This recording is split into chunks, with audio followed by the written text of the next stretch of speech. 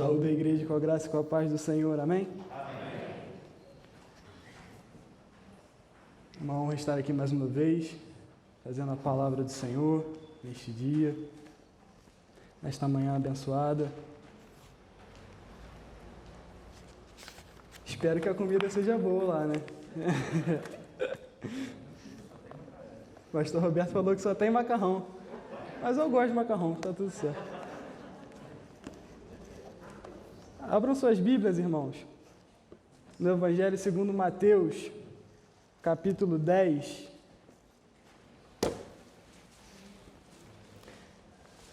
Mateus, capítulo 10.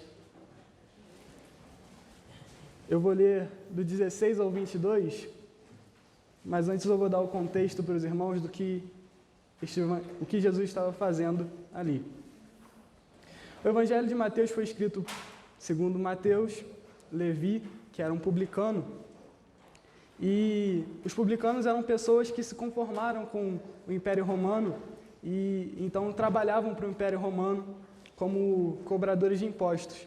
Eram uma classe muito mal vista, muito malquista pela sociedade, por ser conhecida como ser corrupta.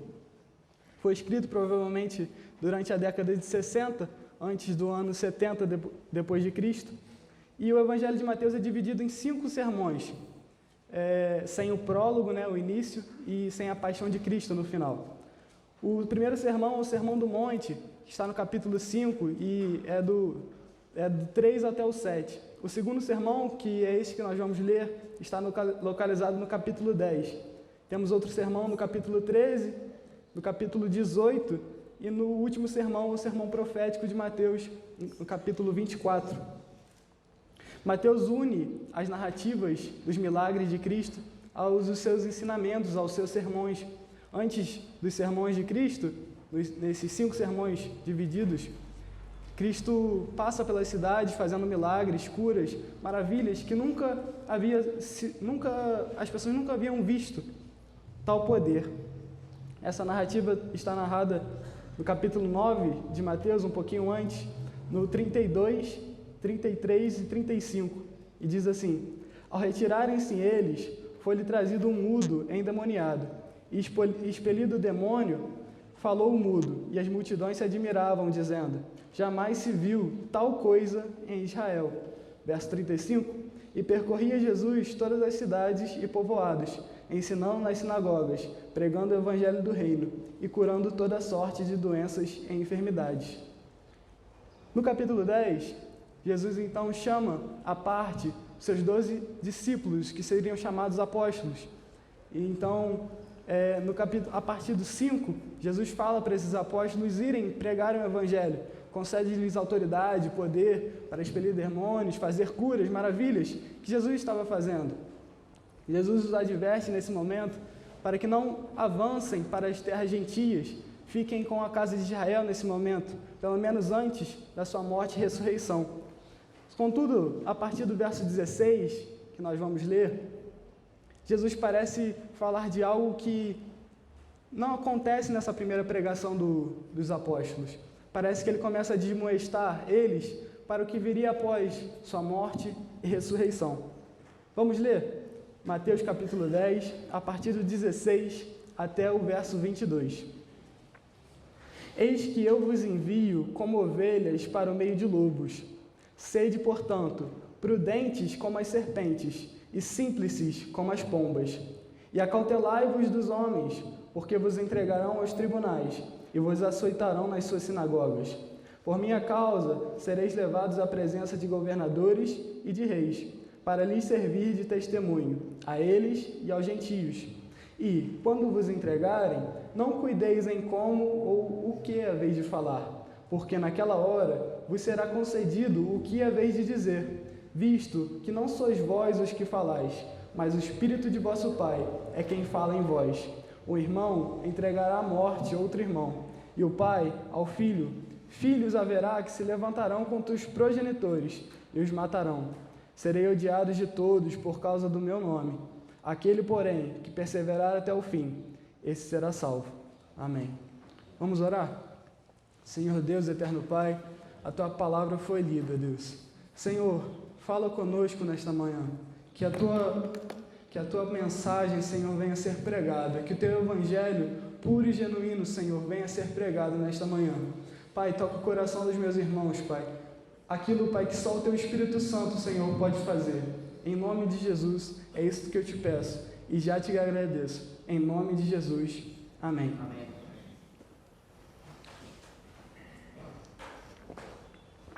O tema dessa mensagem é o discipulado cristão.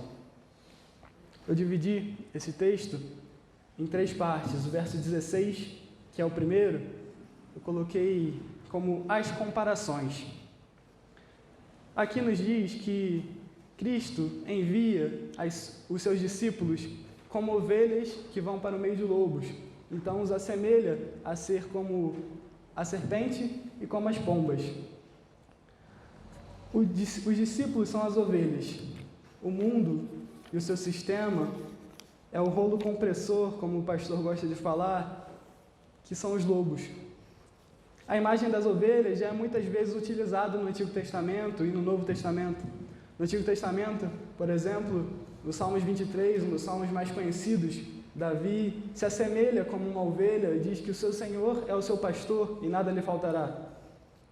E Jesus usa a imagem de ser o bom pastor no Evangelho de João também. Essa imagem é muito conhecida. E Jesus diz que Ele está enviando os seus discípulos para o meio de lobos. É Cristo quem envia. Não são as ovelhas que vão para o meio de lobos, mas Cristo envia os seus discípulos para o meio de lobos. As ovelhas, em sã consciência, nunca vão para o meio de lobos. As ovelhas não têm defesa alguma, elas não têm chifres, não têm dentes, não conseguem correr mais rápidos que os lobos, mas Cristo as envia para o meio dos lobos.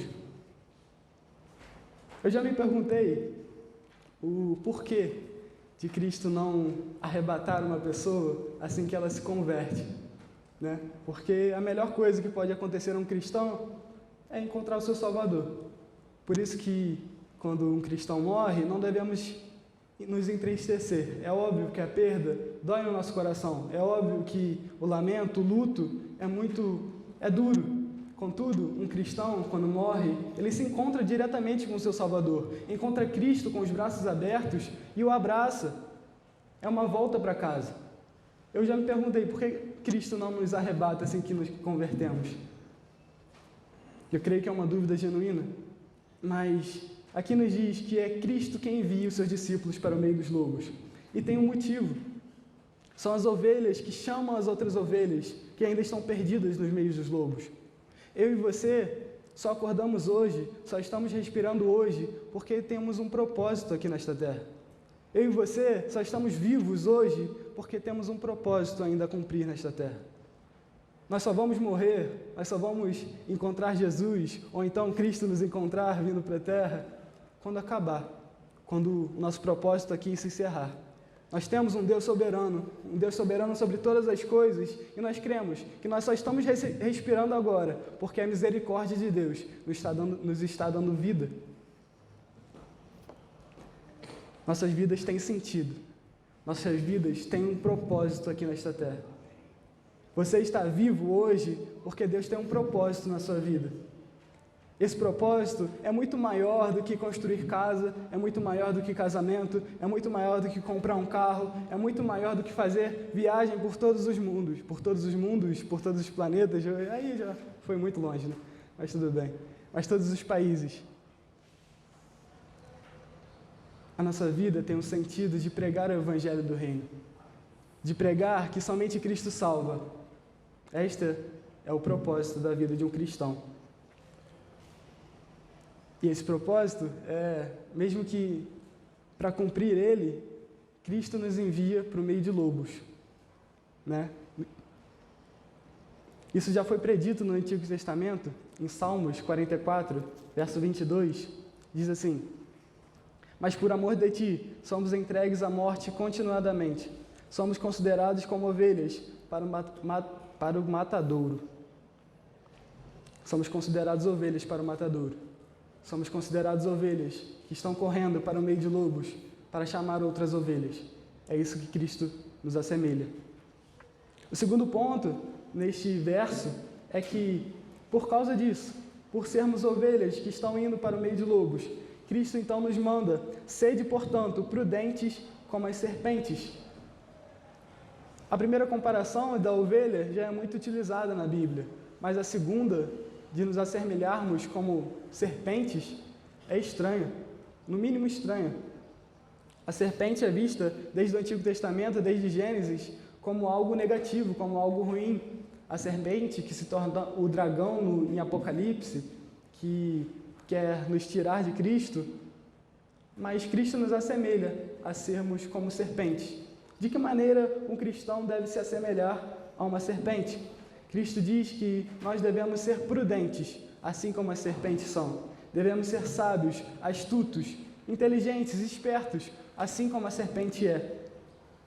Ou seja, não seja um crente leviano, não seja um cristão bobo, não seja um cristão que não estuda a palavra de Deus. Saiba até onde você pode ir, até onde você aguenta, até onde você consegue colocar os pés. Um exemplo é: você já está na igreja há tanto tempo, mas não sabe o que é pecado ou o que não é? Você sabe que você não pode, que você não tem força para resistir a essa tentação, mas mesmo assim você se coloca nesta tentação? Você se coloca em situações problemáticas? Você se coloca em situações em que você sabe que é errado? Ou então, por que viver uma vida espiritual fraca se você sabe qual é o remédio para ela? Se você sabe que o remédio para uma vida espiritual fraca é oração e leitura bíblica diária, por que viver assim? O único meio de nos fortalecermos é esse: ler a Bíblia, orar, meditar, cantar louvores, adorar. Por que viver uma vida espiritual fraca? Seja prudente, assim como a serpente é prudente. Seja esperto, assim como as serpentes são espertas. Cristo nos chama a sermos como as serpentes. A terceira comparação que Cristo nos faz é que nós devemos ser simples como as pombas. Essa palavra, em outras traduções, significa inofensivo, simples e sem maldade. A imagem de pomba é ruim para a gente, né? Uma imagem de pomba hoje, nós nos lembramos das pombas da Praça Santa Teresa, todo mundo joga um pãozinho para elas ali, mas não é essa imagem que Cristo está escrevendo aqui.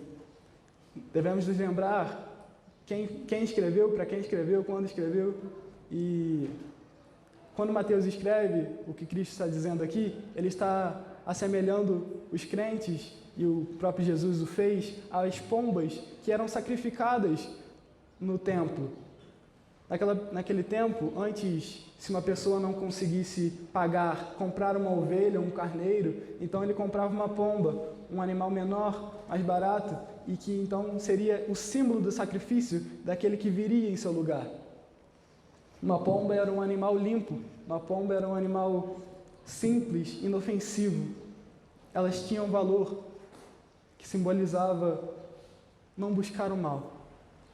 Às vezes, nós, como crentes, como cristãos, estamos retribuindo o mal com o mal. Ou então, se alguém pisa no nosso calo, se alguém nos irrita, nós então devolvemos com o dobro. E não é isso que Cristo nos chama a fazer. Em Mateus 5, no Sermão do Monte, no verso 43, ele nos diz: ouvistes o que foi dito, amarás o teu próximo e odiarás o teu inimigo. Eu, porém, vos digo: amai os vossos inimigos e orai pelos que vos perseguem, para que vos torneis filhos do vosso Pai Celeste, porque Ele faz nascer o seu sol sobre maus e bons, e vir chuva sobre justos e injustos. Porque se amardes os que vos amam, que recompensa tendes? Não fazem os publicanos também o mesmo? E se saudardes somente os vossos irmãos, o que fazeis demais? Não fazem os gentios também o mesmo? Portanto, sede perfeitos, como o vosso Pai Celeste. Em Romanos 12, Paulo também nos diz, a partir do verso 17, não torneis a ninguém mal por mal, esforçai-vos por fazer o bem perante todos os homens. Se possível, quando depender de vós, tende paz com todos os homens. Não vos vingueis a vós mesmos, amados, mas dai lugar à ira, porque está escrito: a mim me pertence a vingança, eu é que retribuirei, diz o Senhor. Pelo contrário, se teu inimigo tiver fome, dá-lhe de comer. Se tiver sede, dá-lhe de beber. Porque fazendo isto, amontoarás brasas vivas sobre a tua cabeça. Não te deixes vencer do mal, mas vence o mal com o bem. Mesmo que as pessoas te façam mal, não retribua o mal. Vença o mal com o bem. Por isso amontoarás brasas vivas sobre a cabeça dele, o que quer dizer que ele vai ficar confuso com isso. Ele vai ficar, mas eu te fiz o mal, por que você está me retribuindo com o bem? Porque eu amo meu Salvador, porque o Salvador me fala para fazer isto. Porque o Evangelho a quem eu sigo, porque o Evangelho que eu sigo, me diz que eu devo fazer isso. Você não faz isso por querer ganhar alguma coisa, porque quer ganhar algo em troca, não. Você faz isso porque você está vencendo o mal com o bem. Cristo nos chama a sermos simples como as pombas. O segundo ponto, que vai do verso 17 até o verso 20, nos diz: E acautelai-vos dos homens, porque vos entregarão aos tribunais e vos açoitarão nas suas sinagogas. Por minha causa sereis levados à presença de governadores e de reis, para lhes servir de testemunho, a eles e aos gentios. E, quando vos entregarem, não cuideis em como ou o que é vez de falar, porque naquela hora vos será concedido o que é vez de dizer, visto que não sois vós os que falais, mas o Espírito de vosso Pai, que está em vós.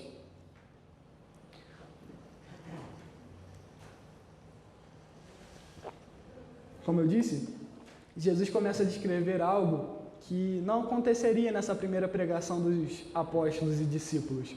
Ele parece descrever algo futuro que viria após a sua morte e ressurreição. Jesus os adverte para que tenham cuidado, pois eles estão indo para o meio de lobos. Por isso ele fala para sermos como as serpentes e simples como as pombas. E muitas vezes esses lobos apanharão a muitos. Esses lobos alcançarão algumas ovelhas. E então os levarão a julgamento e açoitamento. O porquê? Por causa de Cristo. Por causa do Evangelho. Por causa da sua pregação. Pelo aquilo que eles pregavam. Pelo aquilo que Cristo pregou. Charles Spurgeon, um pregador do século XIX, um batista e calvinista, muito famoso, ele nos diz uma frase que me marcou quando eu estava escrevendo esse sermão. Ele diz: você espera ser honrado em um mundo em que o seu Senhor foi crucificado? Você espera receber aplausos de um mundo no que o seu Senhor, o seu Deus, o seu Cristo foi morto, crucificado? É uma hipocrisia. Os apóstolos e os cristãos do primeiro século sofreram por causa do Evangelho. Foram mortos de tantas maneiras inimagináveis. Tochas humanas para acender, para iluminar a cidade. Arena de coliseu com animais rasgando, crianças, mulheres, homens. Todas as maneiras horrendas que você possa imaginar, cristãos do primeiro século sofreram por causa de Cristo. Trazendo mais para perto da gente, na Segunda Guerra, na Alemanha nazista, pastores que defenderam o Evangelho morreram. Morreram porque preferiram morrer do que a negar a Cristo. Porque pregavam Cristo e anunciavam o que estava errado naquela sociedade. Hoje, cristãos morrem em países islâmicos. Hoje, cristãos morrem em países comunistas, como, por exemplo, a Coreia do Norte, país que persegue cristãos. Na África, então, na Ásia. Hoje, aqueles que confessam a Cristo também são perseguidos.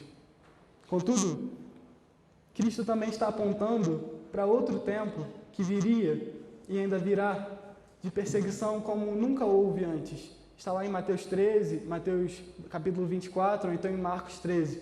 A grande tribulação que virá sobre todos os homens, o qual nunca houve antes.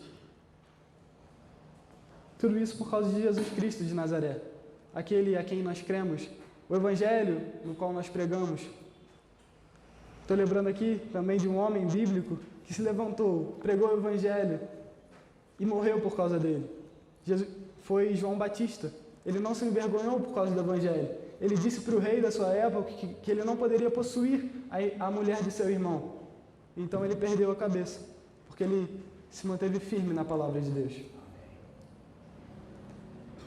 Contudo, mesmo sendo julgados, mesmo sendo condenados, mesmo sendo perseguidos, mortos por causa do evangelho do qual ele estava pregando, Jesus nos diz que o Espírito de Deus estaria com eles. O Espírito Santo os assistiria a defender a verdade. E a verdade, que continua sendo verdade, mesmo que todos neguem, mesmo que todos digam o contrário, que continua sendo verdade. Mesmo que todos digam que 2 mais 2 é 5, 2 mais 2 continua sendo 4. A Bíblia é a inerrante palavra de Deus. Cristo ainda vive, Cristo ainda é o único caminho que nos leva à salvação. Cristo é o único caminho, a verdade e a vida. Sem Ele não há salvação, porque fora dele não existe nenhum outro nome dado entre os homens, pelo qual importa que sejamos salvos.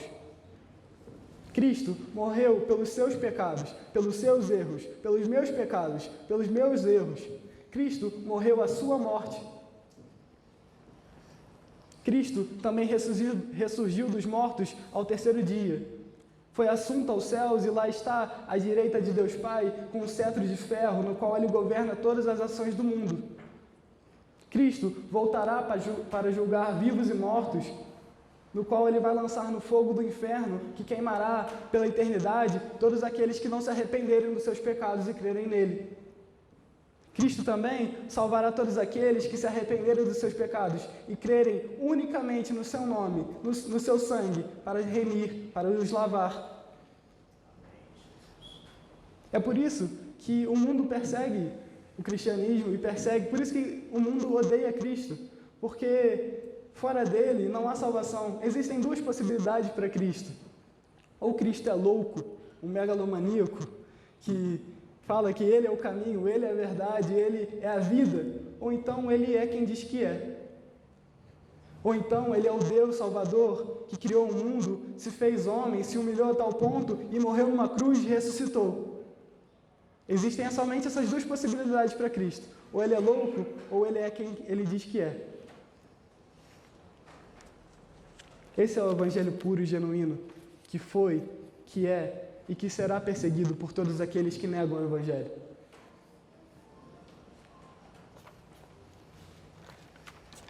Outra coisa também que eu acho interessante falar é que esse texto, essa parte, no qual diz que nós não devemos nos preocupar com o que havemos de dizer, esse texto não está ensinando que nós não devemos nos preparar para pregar.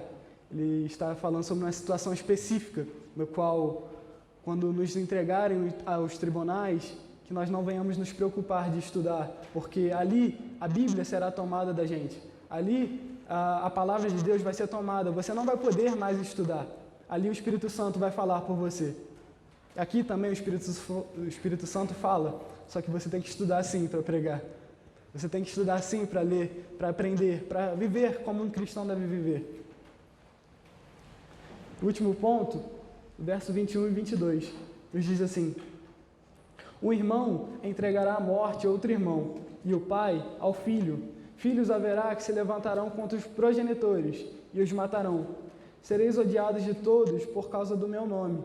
Aquele, porém, que perseverar até o fim, esse será salvo. Os problemas do lado de dentro. Até agora, Cristo estava falando sobre os problemas que o discipulado cristão traria sobre os cristãos do lado de fora. Mas agora ele começa a apontar para os problemas do lado de dentro. Aqui é uma passagem difícil, uma passagem pesada, uma passagem densa. Os problemas e perseguições que os cristãos sofrem não vêm apenas do lado de fora, mas também do lado de dentro.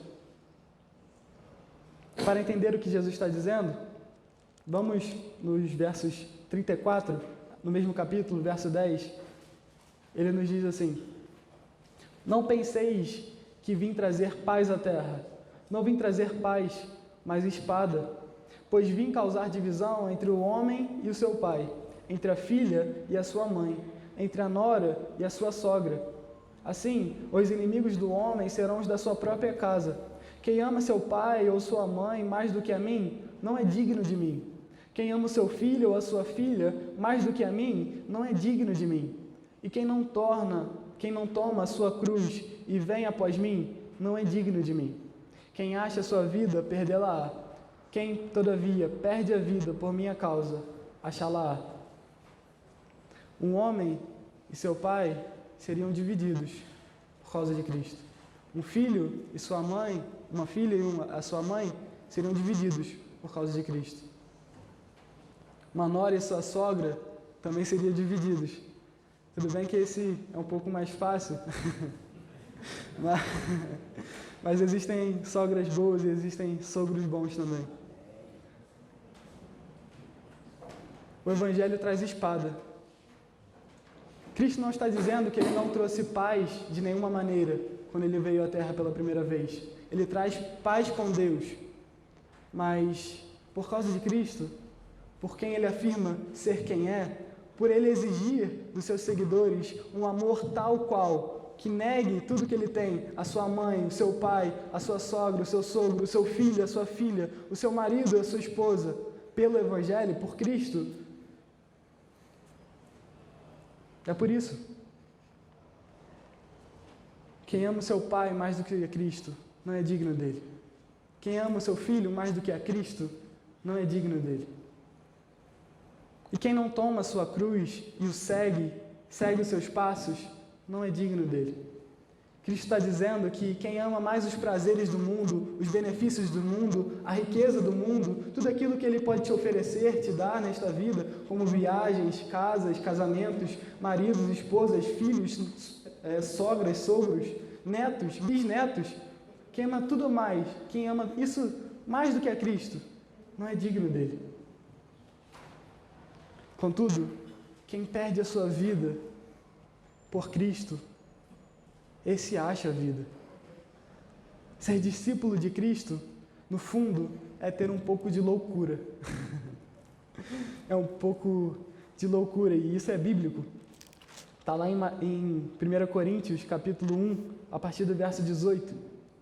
Nos diz assim: certamente, a palavra da cruz é loucura para os que se perdem, mas para nós que somos salvos, poder de Deus. Pois está escrito: destruirei a sabedoria dos sábios e aniquilarei a inteligência dos instruídos.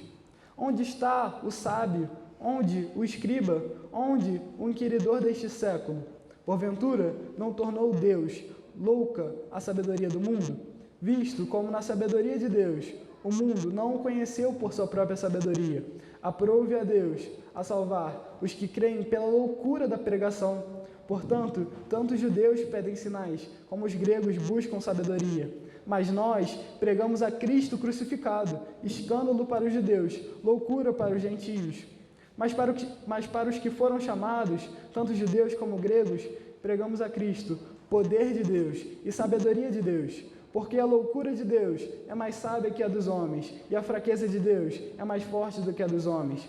Irmãos, reparai, pois, na vossa vocação, visto que não foram chamados muitos sábios segundo a carne, nem muitos poderosos, nem muitos de nobre nascimento.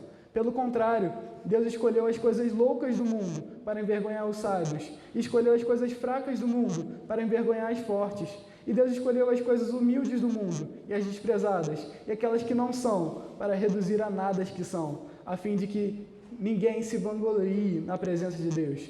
Mas vós sois dele, em Cristo Jesus, o qual se nos tornou, da parte de Deus, sabedoria e justiça e santificação e redenção, para que, como está escrito, aquele que se glorie, glorie-se no Senhor. A pregação do Evangelho é loucura. É louco o Evangelho. Todo mundo que se diz ser racional diz que isso é loucura. Negar o seu filho, tomar a sua cruz e segui-lo até a morte é loucura. Pregar que Cristo ressurgiu dos mortos, subiu aos céus, está vivo e voltará é loucura. Pregar que a palavra de Deus é a única palavra viva, eficaz, capaz de dividir alma e espírito, capaz de dividir juntas e medulas, É loucura. Mas este é o Evangelho. Esta é a pregação genuína da palavra de Deus. Loucura para os que se perdem, mas para nós, os salvos, poder de Deus. Poder de Deus, mediante o qual nós somos salvos. Como o reverendo Washington pregou alguns meses atrás, sobre as parábolas do tesouro perdido e da pérola que foi achada, o reino dos céus é semelhante a esses dois achados sublimes, que os homens venderam tudo o que tinham para possuí-la. Se somarmos toda a criação de um lado, todas as estrelas, toda a beleza, todos os homens, toda a justiça, toda a santidade humana de um lado da balança e colocarmos Cristo do outro lado, Cristo vale mais. Cristo vale mais do que seu filho. Cristo vale mais do que seu marido. Cristo vale mais do que sua esposa. Cristo vale mais. Ele pesa mais. A salvação é de graça, com toda certeza. A salvação é de graça pela graça, porque mediante a fé sois salvos, não de obras para que ninguém se glorie. Mas o discipulado cristão, viver uma vida em sua presença, ser cristão, te custará tudo o que você tem. A salvação é de graça, mas o discipulado te custará tudo. Segui-lo te custará tudo o que você tem. E mesmo que um dia nós venhamos perder tudo que nós temos, famílias, casas, que a palavra de Deus não seja retirada de nós,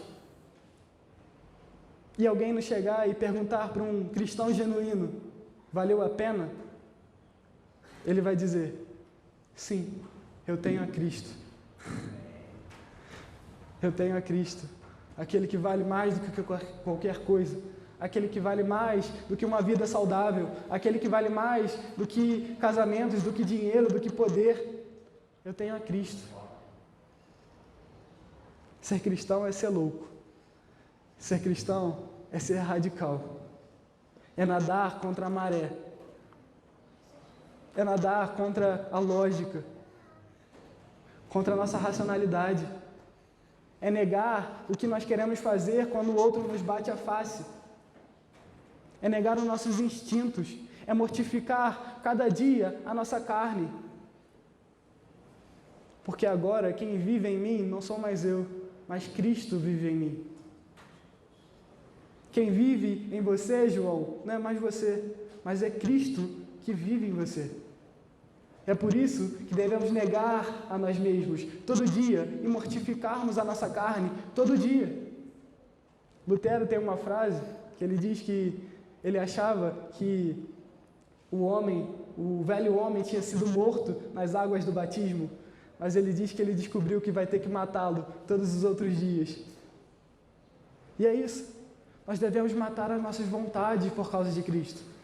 Devemos negar tudo aquilo que nós desejamos por causa de Cristo. Eu não estou dizendo que você não pode sonhar ter um carro, um trabalho, uma vida melhor, você deve fazê-lo. Mas tudo isso deve estar em segundo plano. O primeiro é Cristo, é a glória de Deus.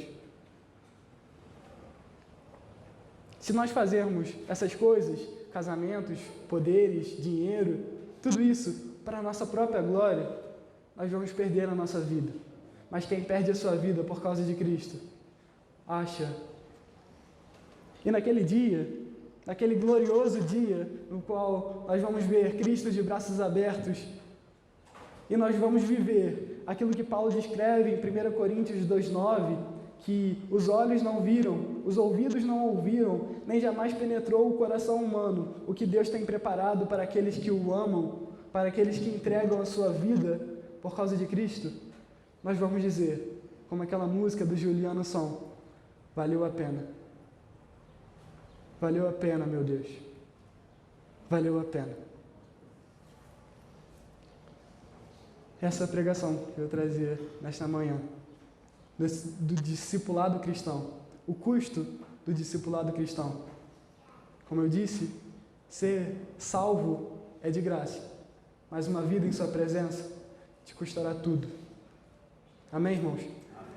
Queria fazer uma oração. Senhor Deus eterno Pai, Eu te agradeço, Deus, por se entregar por mim. Eu te agradeço, Deus, pela tua palavra. Eu te agradeço, Senhor, pelo teu evangelho. Eu te agradeço, Deus, por me iluminar e iluminar os meus irmãos, para que venhamos crer na loucura da pregação. Deus, em nome de Jesus, atinja a todos aqueles que necessitam de Ti. Salva-os, Pai. Chama as Tuas ovelhas, Senhor, pela loucura da pregação, porque nós cremos que a Tua palavra é o Teu poder para a salvação de todo aquele que crê, primeiro do judeu e depois do grego. Em nome de Jesus, Senhor, eu te peço por isso. Amém e amém. Deus abençoe, meus irmãos.